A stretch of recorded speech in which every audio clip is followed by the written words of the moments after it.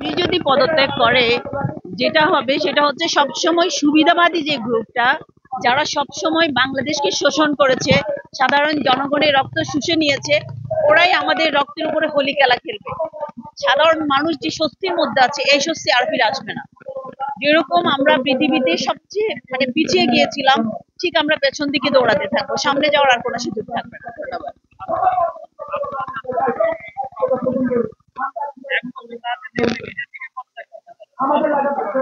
শোনেন, উনি যদি ক্ষমতালোভী হতেন, উনি যদি স্বার্থপর হতেন, উনি যদি আত্মকেন্দ্রিক হতেন, ওনার সুবিধাটাই যদি উনি চাইতেন, তাইলে উনি চেয়ারকে আঁকড়ে ধরতেন। উনি এসছেন মানুষের জন্য কাজ করতে, জনগণের পক্ষে কাজ করতে। খুব স্বাভাবিকভাবে উনি যেহেতু সবার জন্য কাজ করতে চায়, এখন উনি তো আসলে একটা, সারা ওয়ার্ল্ডে উনি একটা ব্যক্তিত্ব, উনি একটা হিরো। ওনার এক একটা লেকচার শোনার জন্য অনেকগুলো ডলার গুনতে হয়।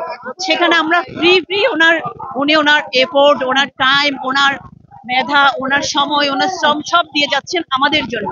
এখন আমরা দুর্ভাগা জাতি, যদি ওনাকে সব দিক থেকে প্রেসারে রাখি, তাহলে কিভাবে উনি পদত্যাগ না করে উনি এটা তো ওরা যে কোনো স্বাভাবিক মানুষ নেবে চাইবেই, চাওয়াটা তো স্বাভাবিক। হ্যাঁ, এই জন্য আমাদের উচিত ওনার পক্ষে থেকে ওনার হাতকে শক্তিশালী করা।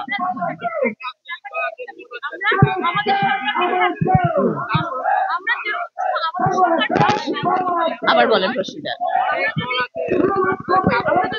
হ্যাঁ হ্যাঁ, এক্স্যাক্টলি এক্স্যাক্টলি, হ্যাঁ হ্যাঁ হ্যাঁ হ্যাঁ।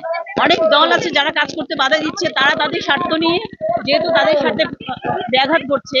ডক্টর নিউজ সবার স্বার্থে কাজ করতে চায়, দেশের উন্নয়ন করতে চায়, কিন্তু যারা নির্বাচন নির্বাচন নিয়ে চিল্লাচ্ছে, তারা নিজেদের স্বার্থেই ইউনিসের কাজকে থামিয়ে দিচ্ছে। ডক্টর নিউজের কথা হচ্ছে, আমি কাজ করতে আসছি, কাজই যদি করতে না পারি, আমি চেয়ার ধরে রেখে করবোটাকে। এই জন্যই উনি পদত্যাগ করতে চাচ্ছেন। আমাদের উচিত হবে আমাদের স্বার্থে ওনাকে পদত্যাগ করতে না দেওয়া। Yes, absolutely right. ইয়েস। ক্ষমতার প্রতি কোনো লোভ নেই, ক্ষমতার কোনো মোহ নেই। উনি বলেছেন যে ডিসেম্বর থেকে জুনের মধ্যে নির্বাচন হবে। আর এদিক সেদিক হবে না।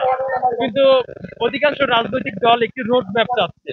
ডিসেম্বর থেকে জুনের মাঝখানে একটি নির্দিষ্ট একটা তারিখ ঘোষণা করতে বলছে, যে এই তারিখের ভিতরে নির্বাচন হবে।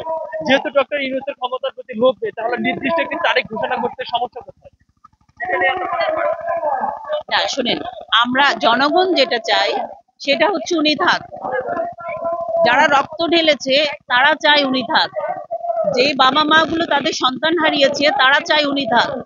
যারা তাদের শরীরের অঙ্গ প্রত্যঙ্গ হারিয়েছে তারা চায় উনি থাক। সাধারণ রিক্সাওয়ালারা চায় উনি থাক, সবাই চায় উনি থাক। হ্যাঁ, তারপরও উনি বলছে যে আমি তিনটা নিয়ে সংস্কার, নির্বাচন এবং বিচার, এই তিনটা ইস্যু নিয়ে আমি কাজ করব। এখন ওনাকে শুধু নির্বাচন নির্বাচন বলে লাফালে আর দুইটা ইস্যু নিয়ে যদি কোনো কাজে করতে না দেওয়া হয়, তাহলে উনি করবেটা কি? ওনার কাজ তো শুধু নির্বাচন দেয়া না। এতগুলো রক্ত তো শুধু নির্বাচন দেওয়ার জন্য ঝরানো হয়নি। এতগুলো বাবা মায়ের বুক তো শুধু নির্বাচনের জন্য খালি করা হয় নাই। দেশকে একটা সুন্দর অবস্থানে নিয়ে যাওয়ার জন্য, বিশ্বের কাছে পরিচিত করার জন্য, উন্নত জাতি হিসাবে আমরা মাথা উঁচু করে দাঁড়ানোর জন্যই তো এতগুলো বাচ্চা শহীদ হয়েছে, তাই না? আমরা বাবা মারা এতগুলো বাচ্চা কোরবান করেছি কেন? একটা উন্নত জাতি পাওয়ার জন্য। তো আমরা যদি সেখানে একটা নির্বাচন দিয়ে একটা নির্দিষ্ট দলকে সুবিধা দেওয়ার জন্য বসে থাকি, তাইলে এতগুলো বাচ্চার বাবা মা কেন তাইলে তাদের তাদের সন্তানকে হারালো? কেন তাদের রক্ত বৃথা যাবে না?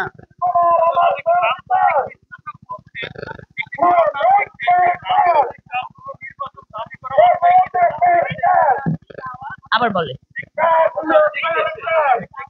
আরে ভাই,